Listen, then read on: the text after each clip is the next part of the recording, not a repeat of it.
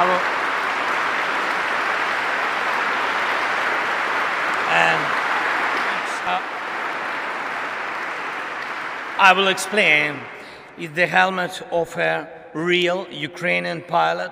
He is one of our most successful aces, and he's one of our kings.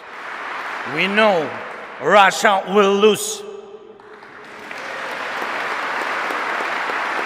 And we really know the victory will change the world.